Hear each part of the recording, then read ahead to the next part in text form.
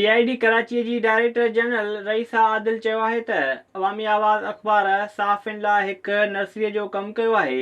अवामी आवाज़ मां कैरियर शुरू कंदड़ हिन वक़्तु मुख़्तलिफ़ इदारनि में कमु करे रहिया आहिनि। अवामी आवाज़ हेड ऑफिस जो दौरो करण वक़्तु इदारे जे चीफ एग्ज़ीक्यूटिव डॉक्टर जब्बार खटक सां ॻाल्हाईंदे रईसा आदिल चयो त अवामी आवाज़ सदाईं सेहतमंद ऐं ज़िम्मेवार सहाफ़त लाइ पाण पतोड़ियो आहे। हुकूमत मक़ामी मीडिया खे अहमियत ॾिए थी ऐं उन जा जाइज़ मसइला हल करण लाइ संजीदा आहे। डॉक्टर जब्बार खटक खेसि अवामी आवाज़ इदारे जे बारे में ब्रीफिंग ॾींदे ॿुधायो त हिन वक़्तु जॾहिं अक्सर मीडिया हाउसिस सहाफ़ियुनि खे बेरोज़गार करे रहिया आहिनि या उन्हनि जे मुआवज़े में घटिताई करे रहिया आहिनि, अवामी आवाज़ वर्करनि जो ख़्यालु रखियो आहे, उन्हनि खे तकलीफ़ पहुचण नाहे ॾिनी।